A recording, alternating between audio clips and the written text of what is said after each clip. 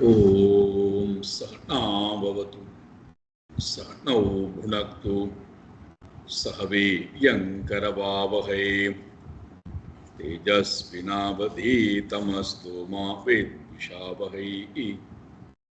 ओम शांति शांति शांति। हरिः ओम श्री गुरुभ्यो नमः। हरिः ओम।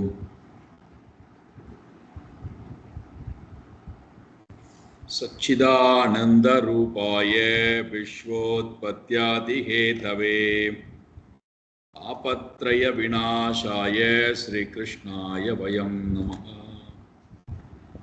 जन्माद्यस्य यतोऽन्वयात् इतरतश्चार्तेष्वभिज्ञस्वराट् तेने ब्रह्म हृदाय आदिकवये मुह्यन्ति यत्सूरये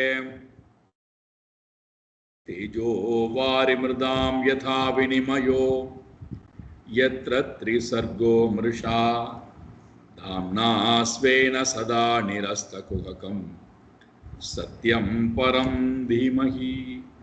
धर्मप्रोञ्जितकैतवोऽत्र परमो निर्मत्सराणां सतां वेद्यं वास्तवमत्र वस्तु शिवदं तापत्रयोन्मूलनं श्रीमद्भागवते महामुनिकृते किं वा परैरीश्वरः सद्यो हृद्यवरुध्यतेऽत्र कृतिभिः शुश्रूषुभिस्तत्क्षणात् निगमकल्पतरोर्गलितं फलं सुखमुखादमृतद्रवसंयुतं पिबत भागवतं रसमालयं मुहुरहो रसिका भुवि भावुकाः नारायणं नमस्कृत्य नरं चैव नरोत्तमं देवीं सरस्वतीं व्यासं ततो जयमुदीरयेत्।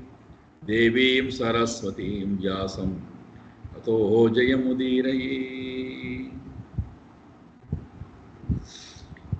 आहुःशरीरं रथमिन्द्रियाणि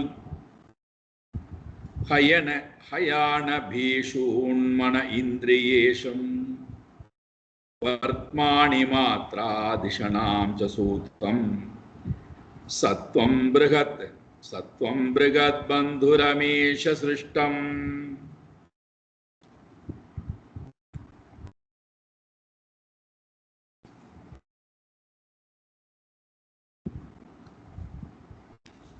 மனமானது நல்ல சம்ஸ்காரங்களை பெற வேண்டும் என்று சொன்னால்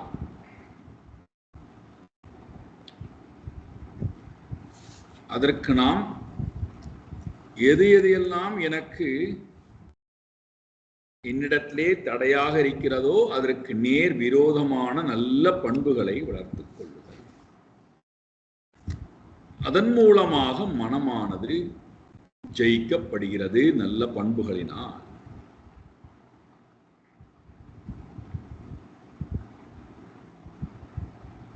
சரி, அப்படி மனதை நன்றாக நான் பண்படுத்தி என்னதான் செய்யணும்? என்ன செய்ய போகிறேன்? நல்ல பண்புகளை எல்லாம் மனதிலே கொண்டு வந்து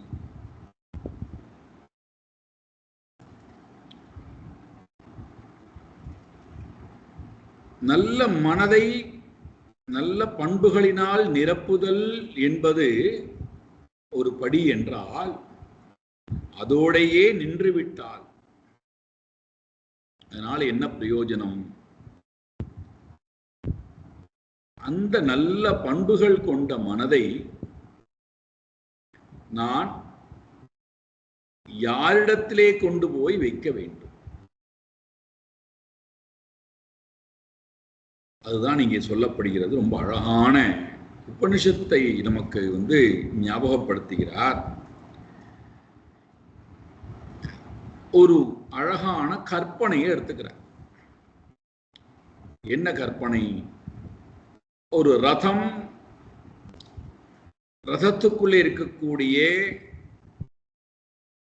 அந்த எஜமானன், ரத ஓட்டி, குதிரை, சக்கரங்கள், கடிவாளம், குதிரை போகக்கூடிய பாதை, இதெல்லாம் ஒரு அழகான கற்பனையாக எடுத்துக்கொள்ளப்படுகிறது. இப்ப இங்க ரதம் என்பது எதை நமக்கு உபமானமாக கொண்டு வந்து கொடுக்கிறார்? ஷரீரம் ரதம் ஆகுஹு. ஷரீரத்தை ரதமாக கற்பனை செய்கிறார்.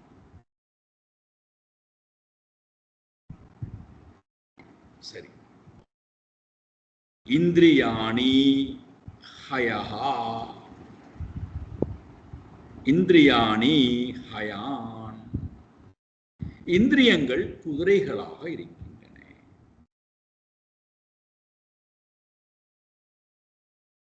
உடம்பு ரதம், குதிரைகள் இந்திரியங்கள். சரி. இந்திரிய ஈஷம் மனஹா. இந்த குதிரையை வழிநடத்தக்கூடிய ஒருத்தன் வேண்டும் அல்லவா? அவன் யாரு? அந்த குதிரை ஓட்டக்கூடியவன், ரதத்தை செலுத்தக்கூடியவன். அதே போல நம்முடைய இந்திரியங்களை எல்லாம் யார் உள்ளிருந்து செலுத்துகிறார்? மனஹா. மனம் என்பது செலுத்துகிறது. இங்க இந்திரிய ஈஷம் மனஹா. இந்திரிய குதிரையாக இருக்கின்ற அவைகளுக்கெல்லாம் தலைவனாக மனமானது இருக்கின்றது. அப்போது கடிவாளமானது மனதிடத்திலே இருக்கிறது. மனம் இயங்கினால் இந்திரியங்கள் இயங்குகிறது. மனம் இயங்கவில்லை என்றால் இந்திரியங்கள் இயங்குவதில்லை. சரி. இந்திரியங்களானது குதிரைன்னு சொல்லிட்டார். இப்ப குதிரையானது எதை நோக்கி ஓடுகிறது? அதனுடைய தேசம் என்ன? இந்திரியங்களுடைய தேசமானது மாத்ராஹா வர்த்மானி. சப்தம், ஸ்பர்ஷம், ரூபம், ரசம், கந்தம் என்று சொல்லக்கூடிய மாத்திரைகளிடத்திலே, விஷயங்களிடத்திலே இந்த இந்திரியங்களானது தன்னுடைய இருப்பிடமாக கொண்டு ஓடுகிறது. குதிரையானது தன்னுடைய மார்க்கத்தை நோக்கி ஓடுவதைப் போல இந்திரிய குதிரைகள் இந்திரிய விஷயங்களை நோக்கி ஓடுகின்றன. சரி, இந்த ரதத்தை யார் ஓட்டிக்கொண்டு போகிறார்? இங்கே சொல்லுகிறார், திஷனாம் ச சுதம். புத்தியானது சாரதியாக இருக்கிறது. புத்தியானது சாரதியாக இருந்து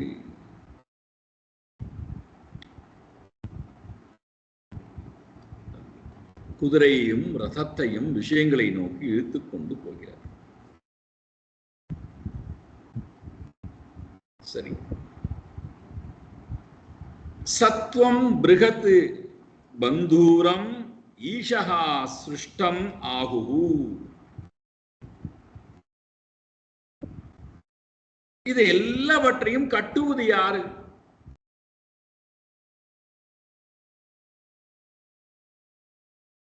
தேகம் முழுக்க வியாபித்து இருந்து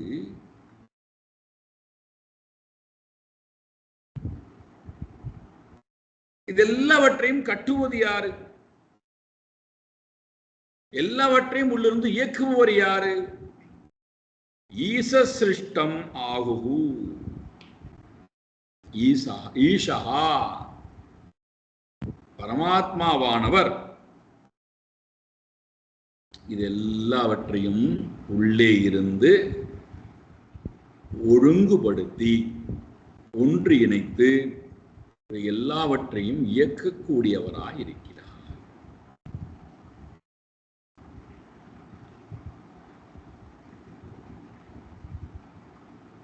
இப்போ என்னடா சிறப்புடான்னா,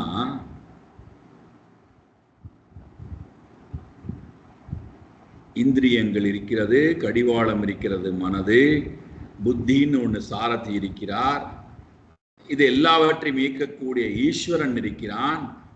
ரதம் இருக்கிறது, சரீரம், விஷயங்கள் இருக்கின்றது, அது இந்திரியங்கள் போகக்கூடிய, இவை எல்லாவற்றையும் உள்ளிருந்து இயக்கக்கூடியவன் யாருன்னா ஈஷா, இறைவன்.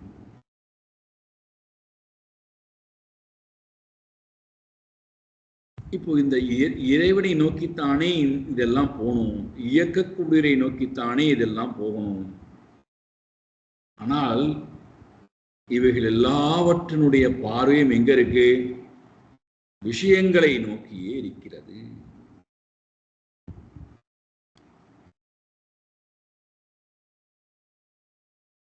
விஷய பொருளை நோக்கியே இருக்கிறது. காரணம் காமமலம், அது விஷயத்தை நோக்கியே ஓடிக்கொண்டிருக்கிறது. அதிலிருந்து இந்த ஜீவனை மீட்டெடுத்து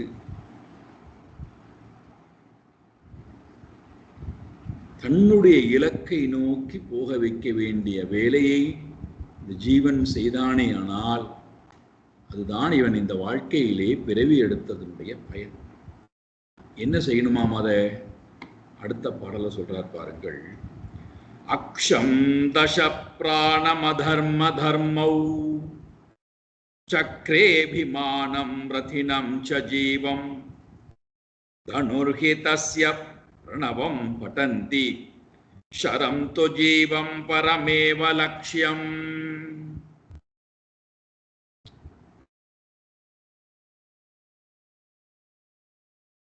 நம்மிடத்திலே 10 பிராணன்கள் இருக்கிறது. நமக்கு தெரிந்தது 5 தான் இல்லையா? பிராணே, அபான, வியான, உதான, சமான. அதோட சேர்ந்து உப பிராணன்கள் ஒரு 5 இருக்கு. நாக, கூர்ம, கிருஹலாஷ, தேவதத்த, தனஞ்சயன். இந்த 5ம் உப பிராணங்கள். இந்த 10 விதமான பிராணங்களை, தச பிராணம், இந்த 10 விதமான பிராணன்களை அக்ஷம், அக்ஷமாக கொண்டு, அச்சாக கொண்டு, அக்ஷா என்றால் அச்சாக கொண்டு, தர்ம அதர்மௌ சக்ரே அபிமானம். இந்த ரதத்தில் இருக்கக்கூடிய சக்கரம் இருக்கிறதே, அது என்னடான்னா தர்மம் அதர்மம் என்று சொல்லக்கூடிய 2 சக்கரங்கள். அதுல அச்சாணியா இருப்பது எது? இந்த 10 பிராணன்கள் அச்சாணிகளாக இருக்கின்றன.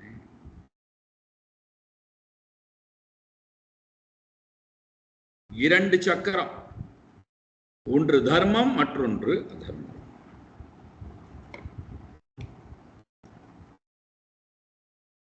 அதனால்தான் நீங்க மகாபாரத யுத்தத்துல பார்த்தீர்கள் என்றால் சக்கரங்களை உடை அப்படின்னு சொல்லுவார். பகவான் சொல்ற அர்ஜுனுடைய ரதத்தை உடை, சக்கரத்தை உடைன்னா நாம உடனே சக்கரத்தை உடைத்து விட்டார், ரதத்தை. இதுல நான் தர்மம் அதர்மத்தை உடைத்தல். ஜீவன் இருக்கக்கூடிய தர்மம் அதர்மம் இருக்கிற வரை இந்த சரீரம் கீழே விழாது. இந்த சரீரம் இறைவனை நோக்கியும் போகாது, இறைவனால் ஆட்கொள்ளப்படாது. ஏன்னா தர்மம் அதர்மத்தினாலதான் இந்த சரீரத்தையே நாம் எட்டுன்னு வந்திருக்கோம். தர்மம் அதர்மம் இருக்கிற வரைக்கும் இந்த சரீரமானது இறைவனிடத்திலே போகாது, இறைவனால் ஆட்கொள்ளப்பட முடியாது. அதனால்தான் கர்ணன்ட்ட கடைசியில புண்ணிய பலன் இருந்தது. அதை முழுமையாக வாங்கினால்தான் தன்னை கொடுக்க முடியும். அதற்காக பகவான் அந்தனர் வேடம் எடுத்துன்னு வராருன்னு பார்க்கிறோம். புண்ணிய பலனையும் பாப பலனையும் இரண்டையும் கொடுத்ததற்கு பிறகு பகவானுடைய அனுகிரகமானது கர்ணனுக்கு கிடைக்கிறது. இங்க ரதம் தேகம், அதில் இருக்கக்கூடிய சக்கரங்கள், இரண்டு சக்கரங்கள் தர்மம் அதர்மம். அக்ஷகா என்று சொல்லக்கூடிய அச்சாரமானது 10 பிராணன்களாக இருக்கின்றது. அபிமானம் ஜீவம், அந்த அந்த ரதத்தை அபிமானிக்கின்றானே அந்த அகங்காரி ஜீவன் என்று சொல்லப்படுகின்றான். அவன்தான் அந்த ரதத்துக்கு ரதினம் வித்தி, ரதசுவாமியாக இருக்கின்றான்.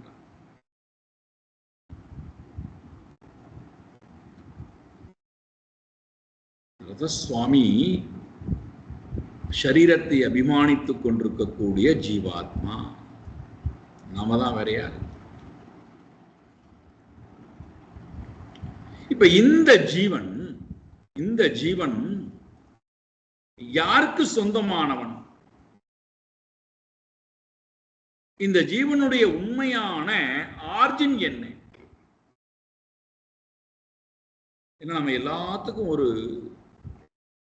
ஆர்ஜின் கேட்கிறோம் அல்லவா?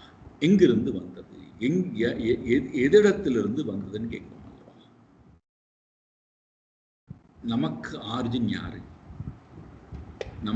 நமக்கு நாம் தோன்றுவதற்கு பிறப்பிடம் யாரு? சாக்ஷாத் பரமாத்மா.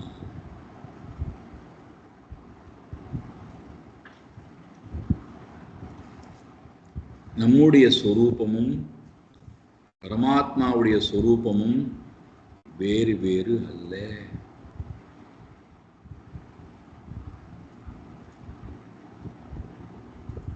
இது நமக்கு புரியாததுனால தான் நம்முடைய சொரூபமும் பரமாத்மாவுடைய சொரூபமும் நமக்கு புரியாததுனால தான் நான் வேற பரமாத்மா வேறன்னு நினைக்கிறேன்.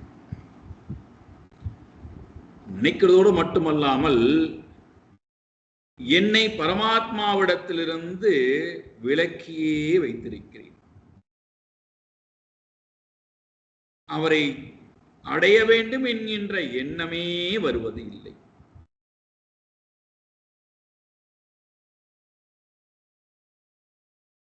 உபனிஷதமும்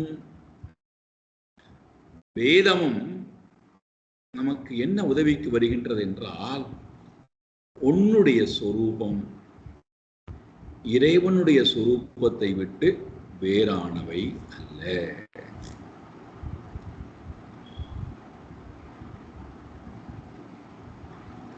அது எப்படி நீங்கள் சொல்லுவீர்கள்? என்னுடைய சொரூபம் இறைவனுடைய சொரூபம் வேறானவை அல்ல. ரெண்டு பொருள் தான் இருக்கு. திரும்ப திரும்ப திரும்ப திரும்ப நீங்க எங்க சுத்தினாலும் ரெண்டு பொருள் தான் வந்தாலும். ஒன்று ஆங்கிலத்தில் சொல்லணும்னா, ஒன்று சப்ஜெக்ட், மற்றொன்று ஆப்ஜெக்ட். ஒன்றுக்கு பெயர் ஆத்மா, மற்றொன்றுக்கு பெயர் அனாத்மா. இந்த ரெண்டை தவிர உலகத்துல வேற ஒன்றுமே இல்லை. என்னிடத்திலும் சரி, உங்களிடத்திலும் சரி, எல்லோரிடத்திலும் சரி, இந்த இரண்டை தவிர சப்ஜெக்ட் அண்ட் ஆப்ஜெக்ட், அல்லது இப்படி சொல்லணும்னா ஆத்மா அனாத்மா. ஆத்மா நான், அனாத்மா என்றால் நான் அல்லாதது. இந்த ரெண்டை தவிர. இப்ப ஆத்மாவுடைய சொரூபம் என்ன, அனாத்மாவுடைய சொரூபம் என்ன, அது தெரியணும் இல்லையா? ஆத்மாவுடைய சொரூபம் சத்தியம், ஞானம், அனந்தம். ஆத்மாவுடைய சொரூபம் அஸ்தி, பாதி, பிரியம். சத்தியம், ஞானம், அனந்தத்தை தான் வித்யாரண்ய சுவாமி இந்த நமக்கு புரிகின்ற பாஷையில சொல்லிட்டார். அஸ்தி, பாதி, பிரியம், இருக்கின்ற தன்மை, பாதி ஒளிர்கின்ற தன்மை, பிரியம் ஆனந்தம். சத்தியம் அஸ்தி, பாதி ஞானம், அனந்தம் பிரியம். அஸ்தி, பாதி, பிரியம். இதுதான் நம்முடைய சொரூபம். இப்ப இதில் நீங்கள் பார்த்தீர்கள் என்றால், நாம் இந்த மூன்றை தான் திரும்ப திரும்ப திரும்ப கேட்கிறோம். அஸ்தி, நான் இருக்கணும், நான் போய்விடக்கூடாது, நான் உண்மையா இருக்கணும், மாறாமல் இருக்கணும், அழிந்து விடக்கூடாது, எனக்கு மரணம் சம்பவிக்க கூடாது. கேட்கிறோமா இல்லையா? அஸ்தி, எப்போதுமே நான் இருக்கணும். இரண்டாவது பாதி, நான் அறிவு படைத்தவனாக இருக்கணும், ஒளி பொருந்தியவனாக நான் இருக்கணும். பாதி, ஞானவானா நான் இருக்கணும். மூன்றாவது பிரியம், ஆனந்தமானவனாக நான் இருக்கணும். என்னிடத்துல ஆனந்தம் குறையவே கூடாது. அதனாலதான் நாம ஆனந்தத்திற்காகத்தான் எல்லா காரியத்தையும் பண்றோம்.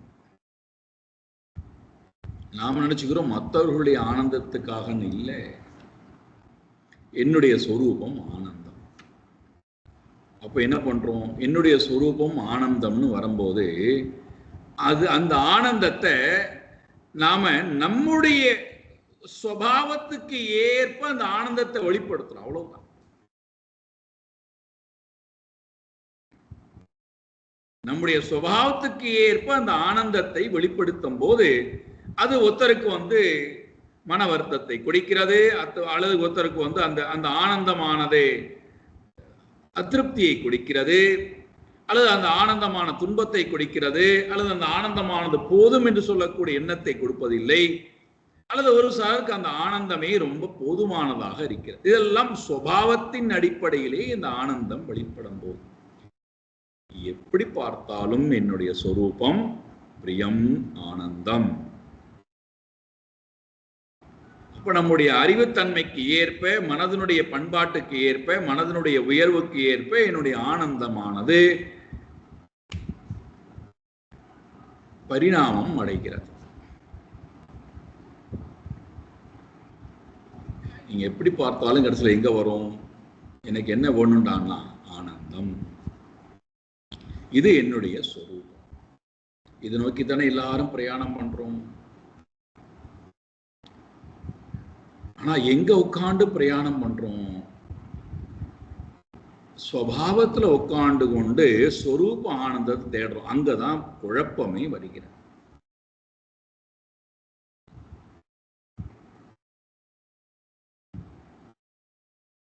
மனதிலே உட்கார்ந்து கொண்டு தேகத்தின் மூலமாக, இந்திரியத்தின் மூலமாக குணத்தினுடைய தன்மைக்கு ஏற்ப அந்த அஸ்திபாதி பிரியமானது ஏற்படணும்னு நாம கேட்கிறோம். அப்ப நான் போக வேண்டியது குணத்தோடு சேர்ந்து, சரீரத்தோடு சேர்ந்து, விஷயத்தோட சேர்ந்து போவது அல்ல என்னுடைய வேலை. இதெல்லாம் விட்டுட்டு என்னுடைய உண்மையான சொரூபத்துக்கு போகணும், சுபாவத்தை கொண்டு சொரூபத்துக்கு போகணும். ஆனா நமக்கு தெரிவது இல்லை. சுபாவத்தை கொண்டு சொரூபத்துக்கு போக தெரியவில்லை. சுபாவத்தை வைத்துக்கொண்டு இந்த கரணத்திடத்திலும் காரியத்திடத்திலும் செயல்பாட்டிடத்திலும் கொண்டு போய் அந்த சொரூப ஆனந்தத்தை, சொரூப பிரியத்தை, சொரூப பாத்தியை சதா தேடிக்கொண்டே இருக்கிறது. அதனாலதான் நமக்கு என்ன கிடைக்கிறது இல்ல? மாறாத ஆனந்தம் வேணும்னு கேட்கிறோம். மாறுபட்டு கொண்டே இருக்கிற ஆனந்தம் தான் கிடைக்கிறது. அந்த ஆனந்தம் கூட கடைசியில துன்பத்தை கொடுத்து விட்டு போகிறது. சரி, அழியவே கூடாதுன்னு கேட்கிறோம். ஆனா அழிந்து கொண்டே இருக்கக்கூடிய அனுபவத்தை தான் பார்க்கிறோம். சதா அழிந்து கொண்டே இருக்கு. எல்லா அனுபவங்களும் அழிகிறது, எல்லா பிறந்தவையும் அழிகிறது, எல்லா உறவுகளும் அழிகிறது, எல்லா உணர்வுகளும் அழிகிறது, எல்லா அறிவும் அழிகிறது, எல்லா கலைகளும் அழிகிறது. பகவான் சொல்றார் அல்லவா கீதையில, பிறந்தது அழியும், அழிந்தது தோன்றும்.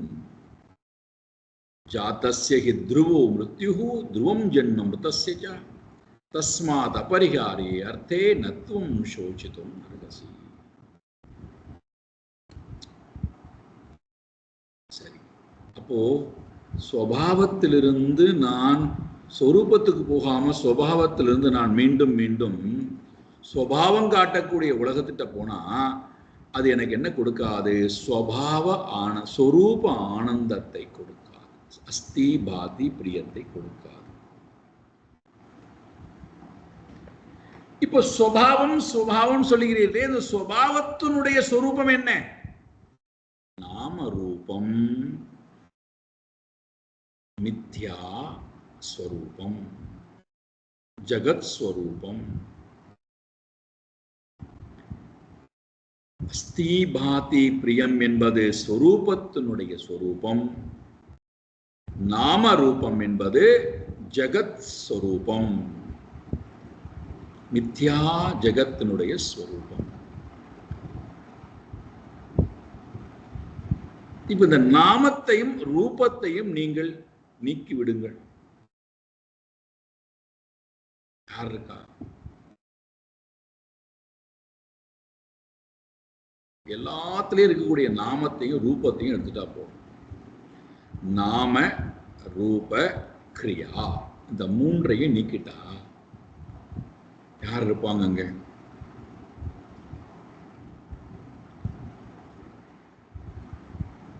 சொரூபம் மட்டும்தான் இருக்கு.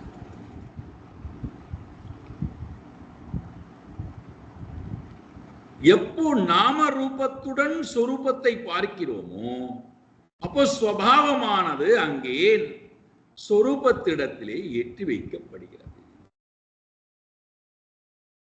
அப்பதான் மனதிலே இந்த காம மலமானது உற்பத்தி ஆகிறது.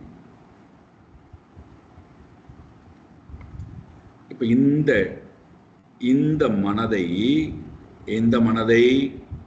நாம ரூபம் கொண்டிருக்கக்கூடிய ஸ்வபாவத்துடன் கூடிய வாசனா ரூபமாக இருக்கின்ற மனதை, அதில் அபிமானித்துக் கொண்டிருக்கக்கூடிய ஜீவஹாது அந்த ஜீவனை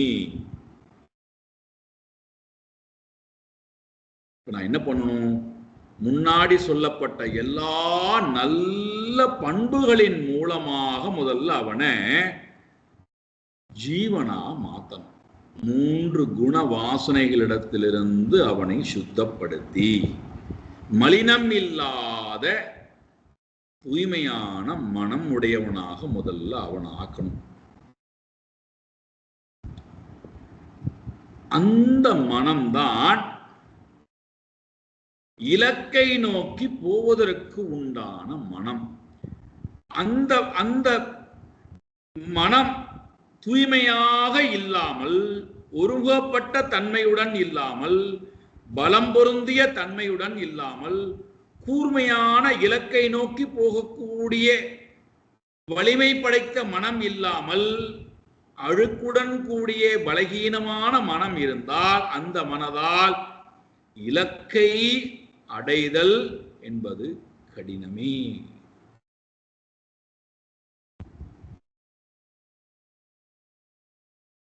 இப்ப முன்னாடி சொன்ன பண்புகளை எல்லாம் வைத்துக்கொண்டு இந்த சுபாவத்தோட கூடியிருக்கக்கூடிய ஜீவனை சுத்த சத்துவத்திற்கு முதல்ல கொண்டு வரும். நல்ல பண்புகளினால் மனதை தயார் செய்து, இப்ப அந்த மனம் எப்படி இருக்குடான்னா இங்க சொல்றாரு பாருங்கள், ஜீவஹா து ஷரம். ஷரம் என்றால் அம்பு.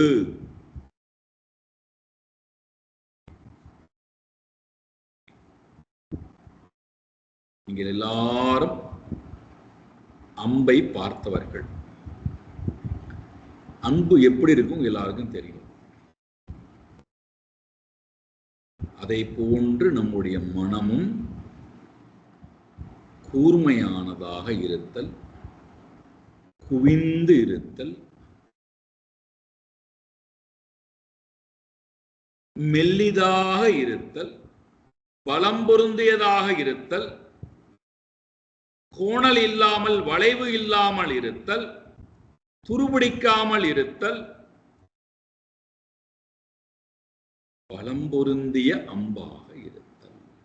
அந்த அம்பு யார்? இப்போ தூய்மையான மனம்தான் அங்கே அம்பாக இருக்கிறது.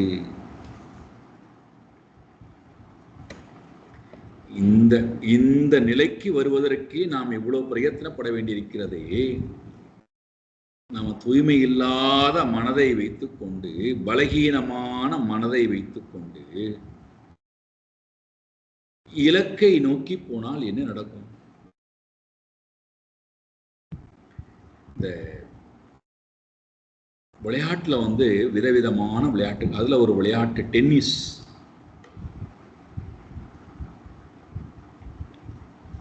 அதுல பாத்தீங்கன்னா ரொம்ப நல்லா இருந்தது, ரொம்ப அழகா இருந்தது. சச்சின் டெண்டுல்கர்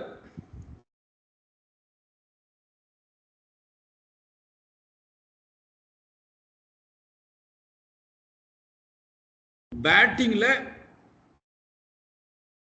நிபுணர், கிரிக்கெட் பேட்ல ஒரு நிபுணர். இந்த பேட்டை பிடித்து எப்படி விளையாட வேண்டும் என்பது அவர்கிட்ட கேட்டா சொல்லுவார். டோகோவிச் டென்னிஸ்ல அந்த மட்டையை எப்படி பிடிச்சு எப்படி பந்தை அடிக்கணும், சர்வீஸ் பண்ணணும், அதே போல அந்த பந்தை திருப்பி எப்படி வாங்கி அனுப்புதல், சர்வீஸ் பண்ணக்கூடியவர்கள் பந்தை இவர்களுடைய இடத்திலே அடிக்கும் போது அதை எப்படி லாவகமாக திருப்பி அனுப்புவது, இது அவருக்கு கைவந்த கலை. இரண்டு பேரும் சந்திக்கிறார். ஒருவர் கிரிக்கெட் விளையாட்டுல ரொம்ப நிபுணர், பேட்டை பிடிச்சு விளையாடுவர். இன்னொருத்தர் டென்னிஸ் பேட்டை பிடித்து விளையாடுவதில் நிபுணர். இப்போ ரெண்டு பேரும் டென்னிஸ் கோர்ட்ல நின்று கொண்டு விளையாட விரும்புகிறார். டோகோவிச் நம்பர் 1 பிளேயர் டென்னிஸ்ல, 24 பதக்கம் வெற்றி பெற்றிருக்கிறார். இப்போ அவர் சச்சின் டெண்டுல்கருக்கு பந்தை சர்வீஸ் பண்ணணும். இப்போ அவர் பந்தை அவர் பக்கத்துல சர்வீஸ் பண்ணும்போது இவர் அந்த பந்தை அவர் கையில் இருக்கக்கூடிய டென்னிஸ் மட்டையால வாங்கி திருப்பி அவருக்கு டோகோவிச்சுக்கு திருப்பி அனுப்பணும். 200 மைல் வேகத்துல வரக்கூடிய பந்து பூமியிலே விழுந்து வேகமாக வருகிறது. இவர் மட்டையை கொண்டு போறார். மட்டைக்கும் அந்த பந்துக்கும் எந்த சம்பந்தமும் இல்லாமல் அந்த மட்டையிலே பந்து பட்டு கேலரி பக்கம் போகிறது. இரண்டாவது முறை அதே மாதிரி அடிக்கும் போது மட்டையை கொண்டு அந்த பந்தை எப்படியாவது அவர் திருப்பி அனுப்பிடலான்னு பார்த்தா மட்டையானது அந்த வந்த வேகத்துல, அந்த பந்து வந்த வேகத்துல மட்டை பிடித்து கொண்டிருக்கக்கூடிய நபர் கையில் இருந்து அந்த வேகத்தினுடைய தன்மையினாலே நழுவி மட்டைக்கு விழுகிறது. Number 1 batsman. ஆனா மட்டையை எப்படி பிடித்து எப்படி விளையாடுவது என்று தெரியவில்லை. இப்ப இவரால் ஒரு பந்தை கூட திருப்பி லாவகமாக, அதே இது டென்னிஸ் பந்தை கொண்டு சச்சின் டெண்டுல்கர் கொடுத்து நீ அவருக்கு சர்வீஸ் பண்ணணும். சச்சின் டெண்டுல்கர் டோகோவிச்சுக்கு சர்வீஸ் பண்றார். அழகாக திருப்பி அந்த பந்தை அடுத்த நிமிடம் இவருடைய கோட்டுக்கு அந்த பால் வருகிறது, வேகமாக வருகிறது. இவரால் எடுக்க முடியாத தன்மைக்கு அந்த பால் வருகிறது. அப்போ இந்த மட்டையை எப்படி பிடித்தல், 200 மைல் வேகத்துல வரக்கூடிய பந்தை இந்த மட்டையால பிடித்து நடுப்பகுதியிலே இந்த பந்தானது பட்டு இவர் கையினுடைய வலிமையினாலே அந்த பந்தானது திருப்பி அனுப்பப்படணும். எவ்வளவு வலிமை இருந்தால், எவ்வளவு புத்தி சாதுரியம் இருந்தால், எவ்வளவு கூர்மையான அறிவு இருந்தால், எவ்வளவு ஆற்றல் இருந்தால்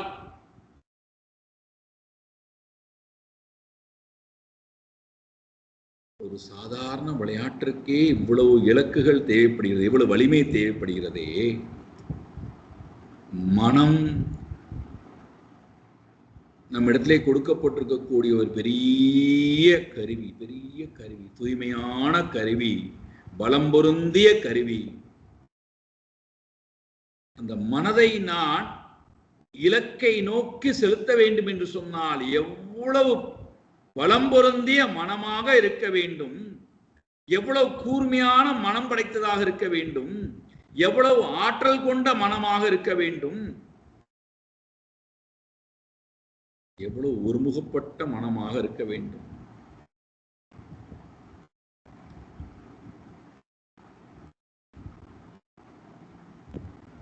இப்பேற்பட்ட மனம் இருந்தால் மட்டும்தான் நம்மால் நம்முடைய அன்றாட வாழ்க்கையில கூட நம்முடைய காரியங்களை அமைதியாக ஆனந்தமாக செய்ய முடியும். நம்ம சாதாரண காரியங்கள் அன்றாட இருக்கக்கூடிய வேலைகளை கூட பலம் பொருந்திய மனதால், தூய்மையான மனதால், ஒருமுகப்பட்ட மனதால்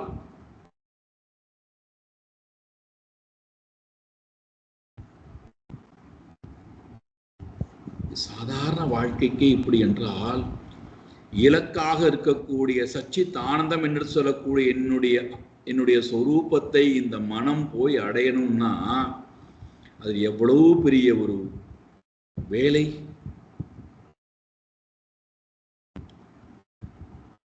இப்ப இந்த மனதை நான் துணை கொண்டுதான் அடைந்தாக வேண்டும், வேற வழிகளை. எந்த மனதிலே காமம் மலம் இருக்கிறதோ அந்த மனதிலே காம மலத்தை நீக்கி அந்த மனதிலே நல்ல பண்புகளை இட்டு நிரப்பி அந்த மனதை கொண்டுதான் நான் இலக்காக இருக்கக்கூடிய சத்தியம், ஞானம், அனந்தம், அஸ்தி, பாதி, பிரியம் என்று சொல்லக்கூடிய என்னுடைய சொரூபத்தை அடைய முடியும் என்றால்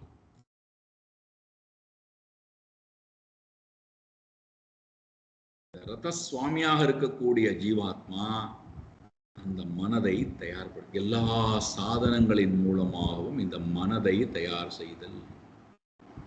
ஞாபகித்துக் கொள்ளுங்கள், நமக்கு கொடுக்கப்பட்டிருக்கக்கூடிய எல்லா சாதனங்களும், அது யஜ்ஞமாக இருக்கலாம், தானமாக இருக்கலாம், தவமாக இருக்கலாம், பூஜைகளாக இருக்கலாம், ஜபமாக இருக்கலாம், ஸ்லோகங்களாக இருக்கலாம், இறைவனை உபாசிப்பதாக இருக்கலாம், தீர்த்த யாத்திரை போவதாக இருக்கலாம், மௌனம் இருப்பதாக இருக்கலாம், விரதங்கள் இருப்பதாக இருக்கலாம், என்ன செயல் நீங்கள் செய்தாலும் சரி, பூமிக்குள்ளே போய் நான் 10 நாட்கள் இருந்து விட்டு வருகிறேன், நீங்க என்ன வேணாலும், நான் பிராணாயாமம் செய்கிறேன், கும்பகம் செய்கின்றேன், என்ன வேணா பண்ணுங்கள். அத்தனை சாதனங்களும் மன தூய்மைக்கும் மன ஒருமுகப்பாட்டுக்கும் தானே தவிர வேற எந்த ஒரு பிரயோஜனமும் அதனால் கிடையாது. மன தூய்மையும் மன ஒருமுகப்பாடும் மட்டும் இருந்து விட்டால் அதனால் நான் இலக்கை அடையாமல், இலக்கு என்ன என்று தெரியாமலேயே நான் இருந்து விடுவேன் என்றால் இந்த மன தூய்மையினாலே என்ன பிரயோஜனம்? மன ஒருமுகப்பாட்டினாலே என்ன பிரயோஜனம்? இப்ப நாம் செய்யக்கூடிய அத்தனை காரியங்கள், நம்முடைய சனாதன தர்மத்திலே சொல்லப்பட்டிருக்கக்கூடிய விதவிதமான சாதனங்கள் இருக்கு அல்லவா, அத்தனை சாதனங்களும் சித்தஸ்ய சுத்தயே கர்ம நது வஸ்து உபலப்தையே, மன தூய்மைக்காகத்தானே தவிர வேற எதற்காகவும் இல்லை. நம்ம இது புரியாததுனால தான் விதவிதமான சாதனங்களிலேயே நம்முடைய வாழ்க்கையை தொலைத்து விடுகிறோம், நேரத்தை தொலைத்து விடுகின்றோம், ஆயுளையே தொலைச்சு விடுறோம். மன தூய்மைக்கு அடுத்த நிலைக்கு நான் வரணுமா வேண்டாமா? இலக்கை நோக்கி போகணுமா வேண்டாமா?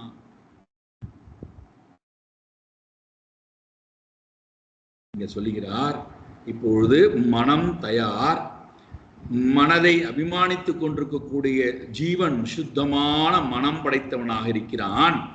அதை இப்பொழுது இறைவனை அடைவதற்கு உண்டான தனக்கும் இறைவனுக்கும் இடையிலே பாலமாக இருக்கின்ற மனதை அம்பாக வச்சிருக்கான்.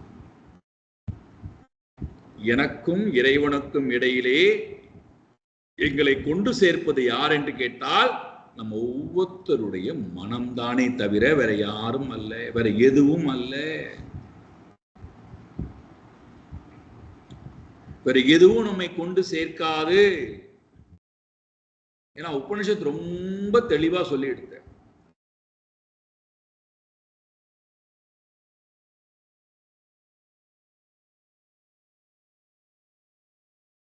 இந்திரியங்களும் மனமும் இறைவனை அடைய முடியாமல் திரும்பி வந்து விட்டது அப்படின்னு சொல்லிட்டு.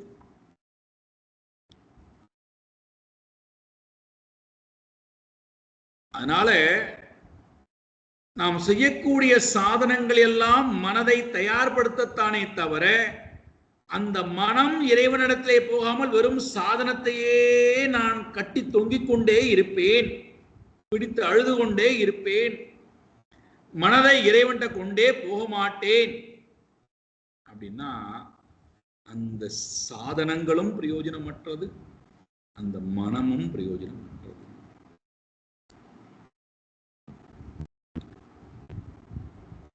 இப்ப இந்த சாதனம் மனம்ங்கிற இந்த கருவி அம்பை போல இருக்கு. சரி, அந்த அம்புல இப்ப இந்த இடத்துல அம்பு என்னது? மனது. ஒருமுகப்பட்ட தூய்மையான மனம், பலமுடைய மனம், ஒன்றை நோக்கி வேகமாக அடிக்கக்கூடிய வல்லமை படைத்த மனம். அந்த மனதுல நான் அந்த மனதுக்கு ஒரு இலக்கை கொடுக்கிறேன். இந்த இலக்கை நீ வைத்துக்கொண்டு நீ அடைய வேண்டிய பொருளை அடைவாயாக.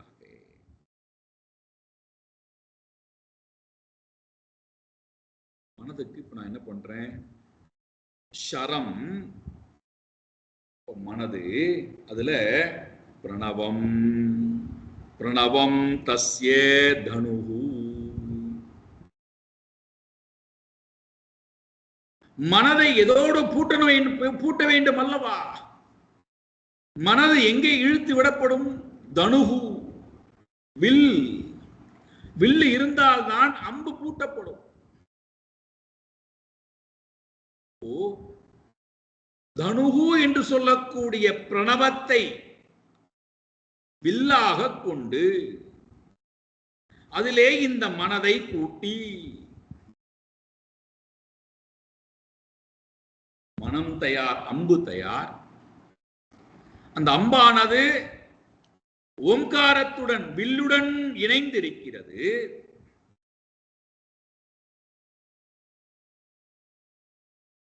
ஓம்காரமும் மனதும் இணைந்து இப்ப இந்த மனது யாரை நோக்கி இழுத்து விடப்பட வேண்டும்? பரம் ஏவ லட்சியம் படந்தி. பரம் ஏவ லட்சியம், பரமாத்மாதான் அடைய வேண்டிய இலக்கு, லட்சியம் என்று வேதங்களும் உபனிஷதங்களும் நமக்கு தெள்ளத் தெளிவாக கூறுகின்றது. ஆகினாலே இந்த மனதை காமம் இல்லாத மனதிலே, பலம் பொருந்திய மனதிலே, தூய்மையான மனதிலே ஓங்காரம் என்று சொல்லக்கூடிய தனுவை கூட்டி இழுத்து நான் விட்டேன் என்றால் எதை நோக்கி விட வேண்டும்? பரம் ஏவ லட்சியம். ஓம் என்பது சகுணமாக இருந்தாலும், சகுண சாகாரமாக இருந்தாலும், அது நிர்குண நிராகாரத்தை சுட்டி காட்டக்கூடிய பிரணவமா சப்தமாக இருக்கின்ற காரணத்தினாலே ஓம்காரத்தை நாம் துணைக்கு நாடுகின்றோம். ஏன் ஓம்காரத்தை எடுத்துக்கணும்னா, இந்த ஓம்ங்கிற அந்த ஒளி பரமாத்மாவிடத்திலிருந்து வெளிப்படுகின்ற காரணத்தினாலே, பரமாத்மாவிடத்திலேயே இருக்கின்ற காரணத்தினாலே, பரமாத்மாவிடத்திலேயே போய் லயமாகின்ற காரணத்தினாலே, பரமாத்மா ஸ்வரூபமாகவே இருக்கின்ற காரணத்தினாலே ஓம்காரத்தை நாம் எடுத்துக்கிறோம். வேற எந்த சப்தம் வேணா எடுத்துக்கலாம், ஆனா ஓம்காரத்தையே எடுத்துக்கணும். அகார உகார மகார. ஆ என்கின்ற சப்தம் தான் நமக்கு வாயை துறக்கும் போது வரக்கூடிய சப்தம். இந்த ஆ என்பது எங்கிருந்து வருகிறது? பரமாத்மாவிடத்திலிருந்து வருகிறது. பரமாத்மாவிடத்திலே இருக்கிறது, பரமாத்மாவிடத்திலேயே லயமாகிறது. இந்த ஓம் அப்படின்னு சொல்லும் போது நான் என்ன பண்ணுகிறேன்? 3 மாத்திரை, அகார உகார மகார மாத்திரைகளை 3 மாத்திரைகளை சொல்லி இலக்காக இருக்கக்கூடிய, அமாத்திராவாக இருக்கக்கூடிய இந்த 3 அக்ஷரத்துக்கும் அப்பாற்பட்டிருக்கக்கூடிய பூர்ண சாந்தம், சிவம், அத்வைதம், சதுர்த்தம் மன்யந்தே ச ஆத்மா ச விஜ்ஞேயா. மாண்டுக்கிய காரிகளை பார்த்தோம் அல்லவா? அந்த ஸ்வரூபத்தை அடைவதற்கு இந்த ஓம் என்று சொல்லக்கூடிய பிரணவத்தை நான் துணைக்கு வைத்துக் கொண்டு இலக்காக ஓமிதி பிரம்ம, ஓமிதி தகும் சர்வம், ஓமிதி பிரம்மா, ஓமிதி பிரம்ம, ஓம் தான் பிரம்மன். ஓமே பிரம்மனாக இருக்கிறது, ஓமே சகுண சாகாரமாகவும் இருக்கிறது, உலகமாகவும் ஓம் தான் இருக்கிறது. அகார உகாரம் அகாரம் என்பது சத்துவகுணம், ரஜோகுணம், தமோகுணம். அந்த 3 குணங்களாகவும் இந்த உலகம் முழுக்க வியாபித்திருப்பது ஓம்ங்கிற சப்தம் தான். அப்ப நான் இந்த ஓம்காரத்துக்குள்ள எல்லாத்தையும் கொண்டு வந்துட்டா, மகாரத்தை உகாரத்தில் ஒடுக்குதல், உகாரத்தை அகாரத்தில் ஒடுக்குதல், அகாரத்தை ஆத்மாவிடத்திலே ஒடுக்குதல். மகாரம் என்று சொல்லக்கூடிய ஜகத்தை உகாரம் என்று சொல்லக்கூடிய கனவு உலகத்திலே ஒடுக்குதல், உகாரம் என்று சொல்லக்கூடிய கனவு உலகத்தை அகாரம் என்று சொல்லக்கூடிய காரண சரீரத்திடத்திலே தூக்கத்திலே ஒடுக்குதல், தூக்கத்தினுடைய அந்த அஞ்ஞானத்தை ஆத்மாவிடத்திலே ஒடுக்குதல். இதை கதோபனிஷதமானது பேசுகிறது.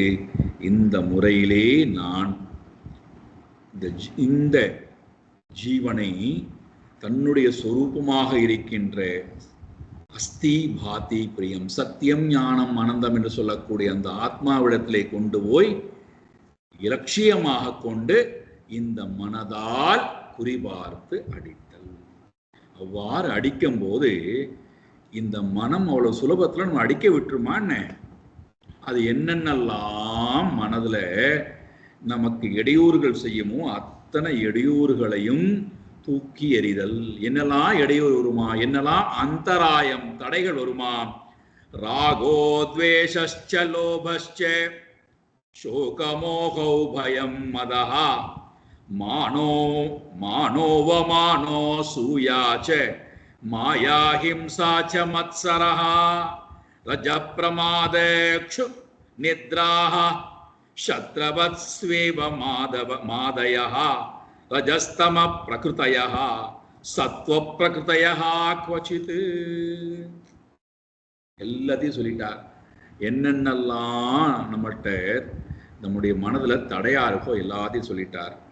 ராகஹா த்வேஷஹா லோபஹா சோகஹா மோகஹா பயஹா மதஹா மான அவமான அசூயாச்ச மாயா ஹிம்சாச்ச மத்சரஹா. இது எல்லாவற்றையும் நான் மனதிலிருந்து தூக்கி எறிதல். இதெல்லாம் மனதில் இருக்கக்கூடிய குணங்களினாலே வரக்கூடிய 3 குணங்களினாலே வரக்கூடிய தடைகள்.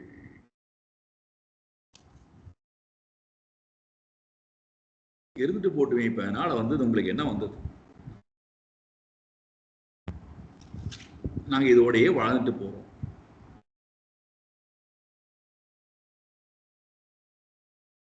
இலக்கை நம்மால் நெருங்க முடியாது, அடையவும் முடியாது. அப்ப இதெல்லாவற்றையும் நான் முழுமையாக துறந்தான்.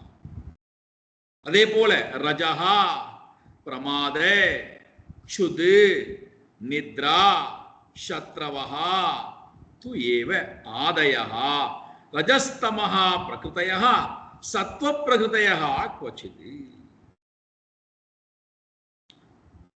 ரஜோகுணம் தமோகுணம், தமோகுணம் ரஜோகுணம், இவைகள் எல்லாம் ஒன்றை ஒன்று திரும்ப திரும்ப திரும்ப நம்மை என்ன செய்கின்றதாம்? பிரகிருத்தியிலேயே கொண்டு தள்ளுகிறது. நம்மை பிரவೃತ್ತಿ உலகத்திலேயே கொண்டு தள்ளுமே தவிர நம்மை நிவೃತ್ತಿ உலகத்திற்கு அவை நம்மை அழைத்து கொண்டு வராது. அதனால என்ன சொல்றார்? இவைகள் எல்லாம் சத்ரவஹா, நமக்கு சத்ருக்கள். இதெல்லாம் நம்மால் ஜெயிக்கப்பட வேண்டும். இந்த ரதத்திலே இருக்கக்கூடிய ரத சுவாமியாக இருக்கக்கூடிய ஜீவன் தன்னுடைய மனதை இந்த உபாசனையின் துணை கொண்டு, ஓம்கார உபாசனையினுடைய துணை கொண்டு, இப்ப இதுல ஓம்காரத்தை பற்றின உண்மையான அர்த்தம் தெரிந்து அந்த ஓம்காரத்தை தியானித்தால் அவனுக்கு இங்கேயே மோட்சம். ஒருவேளை ஓம்காரத்தை வெறும் சப்த ரூபமாக தியானித்தானேயானால் அவன் படிப்படியாக கிரமமுக்தியை அடைவான். ஒருவேளை இந்த காரியத்தை செய்யலன்னு வச்சுக்கோமே, என்ன ஆவார்கள்? அவர்கள் மீண்டும் மீண்டும் இந்த பிரவೃತ್ತಿ உலகத்துக்குள்ளேயே உழன்று கொண்டிருப்பார்கள். என்னுடைய இலக்கு நாராயணனாக இல்லை என்றால், என்னுடைய வாழ்க்கையினுடைய இலக்கு நாராயணனை அடைவதாக இல்லாமல் இருந்தால் இவன் மீண்டும் மீண்டும் ஆழம் கிணற்றிலேயே விழுந்து விடுகிறான். இதை சொல்லிட்டு அழகா முடிக்கிறார். பிரவருத்தம் ச நிவೃத்தம் ச த்விவிதம் கர்ம வைதிகம் ஆவர்த்ததே பிரவருத்தேன நிவೃத்தேன அஷ்ணுதே மிருதம். இந்த உலகத்திலே 2 விதமான மார்க்கம் இருக்கின்றது. ஒன்றுக்கு பெயர் பிரவೃತ್ತಿ, மற்றொன்றுக்கு பெயர் நிவೃತ್ತಿ. ஒன்று செயல் வடிவமானது, மற்றொன்று செயல் அற்ற தன்மை உடையது. செயலிலிருந்து என்னை விடுவிக்கக்கூடிய மார்க்கம். 2 மார்க்கம் தான் இருக்கு. ஒன்றுக்கு பெயர் போக வாழ்க்கை முறை, மற்றொன்றுக்கு பெயர் அபவர்க்க வாழ்க்கை முறை. ஒன்றுக்கு பெயர் பிரவೃತ್ತಿ மார்க்கம், மற்றொன்றுக்கு பெயர் நிவೃತ್ತಿ மார்க்கம். நமக்கு இந்த வார்த்தைகள் புரியலன்னா நம்முடைய பாஷையில பேசினா புரியும். பிரவೃತ್ತಿ என்பது போகத்துக்காக இன்பத்தை நோக்கி ஓடுவது, துன்பத்திலிருந்து விடுபடுவதற்காக செய்யக்கூடிய செயல்.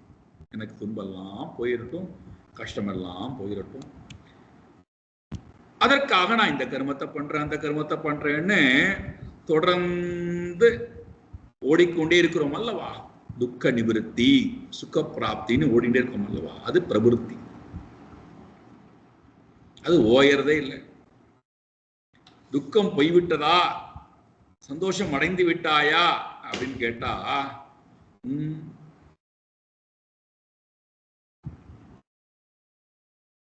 ஏன்னா பிறந்த ஜீவன் இறக்கிற வரைக்கும் அவன்கிட்ட இருக்கக்கூடிய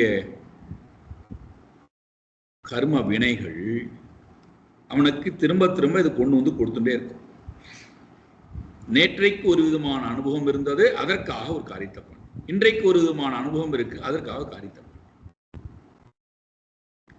அப்போ பிரவൃத்தியில சதா நம்மை போகம் என்றால் இன்ப துன்பங்கள் அர்த்தம். இன்ப துன்பம் நிறைந்த வாழ்க்கையிலே கொண்டு நம்மை தள்ளுவதற்கு பெயர் பிரவൃத்தி. இன்ப துன்பம் இல்லாத மோட்சங்கிற வாழ்க்கையிலே நான் அபவர்க்கம்ங்கிற வாழ்க்கைக்கு நான் விருப்பப்பட்டால் அதுக்கு பெயர் மோட்ச மார்க்கம். அதான் நம்ம பார்த்தோம் பஜகோவிந்தத்துல, ரொம்ப வருஷத்துக்கு முன்னாடி பார்த்தோம்.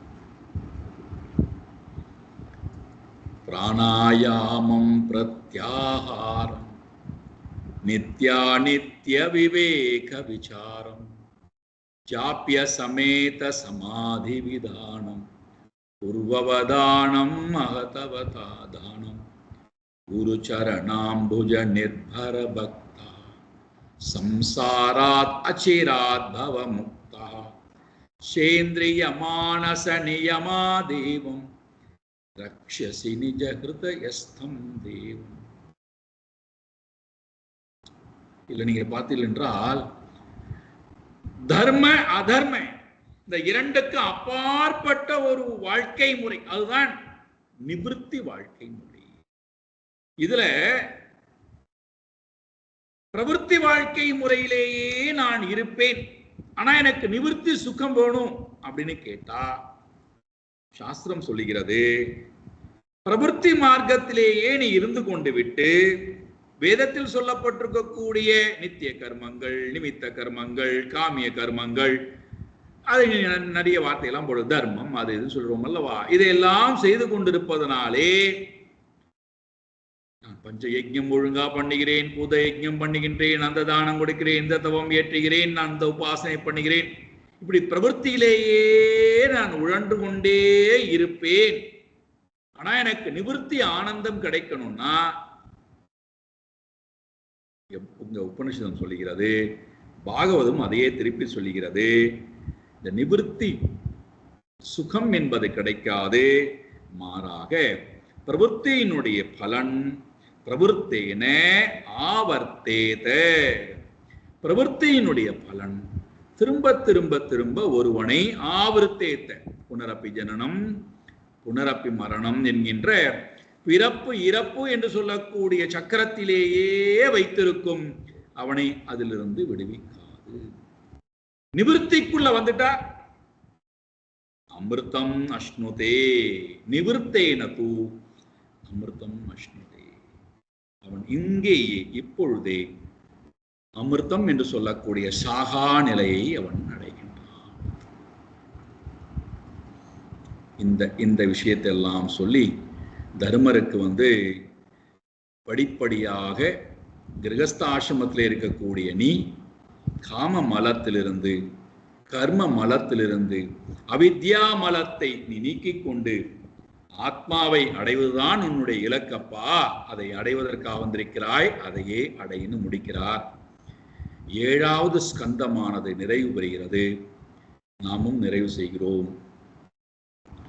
8வது ஸ்கந்தம் 9வது ஸ்கந்தம் இரண்டும் பெரிய சிந்திக்கக்கூடிய விஷயங்கள் அதிகமாக இல்லாத காரணத்தினாலே அதுல முக்கியமா என்ன வருகிறது அப்படின்னு கேட்டா அம்பரீஷ சரித்திரம் வருகிறது. பிறகு 4-5 அவதாரங்கள் வருகிறது. மத்ஸ்ய அவதாரம், கூர்ம அவதாரம், வாமன அவதாரம், மகாபலி சக்கரவர்த்தியினுடைய கதை வருகிறது. பிறகு ராமருடைய பலராமனுடைய அவதாரம் வருகிறது, பரசுராமனுடைய அவதாரம் வருகிறது. இதெல்லாம் தான் வருகிறது. அதான் 8வது ஸ்கந்தமும் 9வது ஸ்கந்தமும் மன்வந்தரம் ஈசானு கதா என்று சொல்லக்கூடிய 2 இடத்திலே நிற்கிறது. ஆயினாலே அதற்கு நாம் நேரத்தை விரயம் செய்ய வேண்டாம் என்று நினைக்கின்றேன். அதனால் நாம் அடுத்த வாரத்திலிருந்து தசமஸ்கந்தத்துக்கு போகிறோம். நிரோதம் என்று சொல்லக்கூடிய முக்கியமான அதிலிருந்து வரக்கூடிய 10, 11, 12 மூன்றும் முக்கியமான தசகங்கள். அதனால் நாம் அந்த தசகத்துக்குள்ளே போகின்றோம். 8ஐயும் 9ஐயும் உங்களிடத்திலேயே நான் விட்டு விடுகின்றேன். அடுத்த வாரம் பார்ப்போம். ஓம் பூர்ணமதః பூர்ணமிதம் பூர்ணாத் பூர்ணமுதச்யதே பூர்ணஸ்ய பூர்ணமாதாய பூர்ணமேவாவசிஷ்யதே. ஓம் சாந்தி சாந்தி சாந்தி. ஹரி ஓம் ஸ்ரீ குருப்யோ நமஹ. ஹரி ஓம். உங்களுக்கு ஏதாவது சந்தேகம் இருந்தால் இந்த தசகத்திலே, இந்த ஸ்கந்தத்திலே கேள்விகள் இருந்தால் கேளுங்கள், எனக்கு பதில் தெரிந்தால் சொல்லுங்கள். 5 நிமிடம் தான்.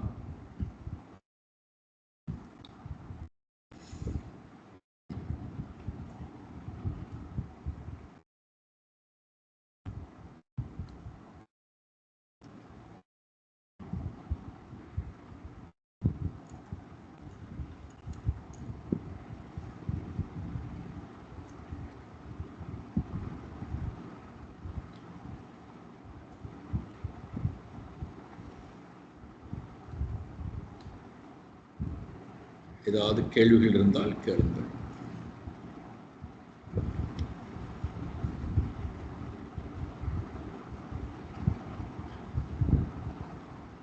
அன்மியூட் பண்ணிட்டு பேசலாம் நீங்க.